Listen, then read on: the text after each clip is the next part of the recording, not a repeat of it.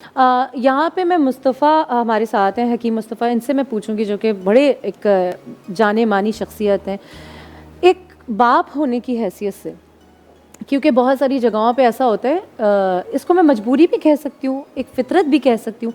माएँ बहुत सारी चीज़ें बाप से हाइड कर रही होती हूँ, उसके मिजाज की वजह से, मजबूरी की वजह से, आदतन कोई भी जो एक टिश्यू पेपर होता है ना घर में, जो ऑब्जर्व कर रहा होता है, वो होता है बच्चा।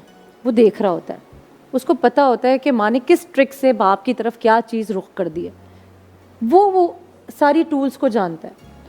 यहाँ पे ऐसी सिचुएशन में कैसे बच्चे को आप डिलीवर करें कि किस तरह उसने न्यूट्रल रहना है? देखिए, सबसे पहला तो इस मामले के अंदर 3 बातें हैं। देखिए, सबसे पहला, अगर मियाँ बीवी के अंदर अंडरस्टैंडिंग होगी तो बच्चे आपके बेहतर हो पाएंगे। दूसरी बात ये, देखिए, बाप का काम कमाना है और खिलाना है, ठीक है। सुबह देखिए, जब शाम को बाप आता है तो उसको चाहिए बच्चे के साथ वो इंटरेक्शन रखे जो वो डिज़र्व करता है। देखिए, उससे सारा दिन का रूटीन पूछे, भाई क्या पढ़ा, कहाँ गए, क्या खाया, कहाँ खेला, क्या किया। अगर इस तरीके से चलते रहेंगे तो हमेशा घर का माहौल भी बेहतर रहेगा, बच्चा कभी भी बिगड़ नहीं पाएगा। एक बात। दूसरी बात ये कि देखिए, नॉर्मली तौर पर अभी एक बात हो रही थी, वो ये फेवरेटिज्म। देखिए, ये एक बड़ा ख़तरनाक है। आपके 2 बच्चे हैं, एक बच्चा पढ़ाई में अच्छा है और एक बच्चा खेल कूद में अच्छा है। लेकिन जो बच्चा खेल कूद में अच्छा है उसको तो आप सपोर्ट नहीं कर रहे, लेकिन बच्चा पढ़ाई में अच्छा है उसको आप के लिए ये भी लेके आ रहे हैं, वो भी लेके आ रहे हैं, तो इस तरीके से बच्चे बिगड़ेंगे। तीसरी बात ये कि जो छोटा बच्चा है, बिलफर्ज आपके 2 बच्चे हैं, एक बच्चा है 1 साल का, एक बच्चा है 4 साल का।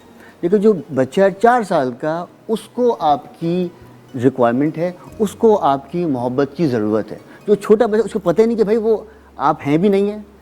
लेकिन हमारे यहाँ क्या होता है कि छोटा बच्चे को गोद में लिया हुआ है, बड़ा बच्चा जो है भाग रहा है, दौड़ रहा है, वो अब बकबस आ रहा है, वो आ ही नहीं रहा। तो इसकी वजह से बच्चों में भी नफ़रतें पैदा हो जाती हैं, जिसकी वजह से बच्चे फिर एग्रेशन का शिकार होते हैं, जिससे उनकी ज़हनी डेवलपमेंट नहीं होती है और फिर बच्चे अजीब हरकत डिस्ट्रॉय हो जाते हैं। तो ये एक बड़ा ख़तरनाक मामला। तो इन सेंस देखा जाए तो बाप को बच्चों के साथ सबसे पहले शफ़क़त का रवैया रखना चाहिए और कभी भी गुस्से वाला मामला नहीं। देखिए, हाथ उठाना बहुत ज़रूरी है।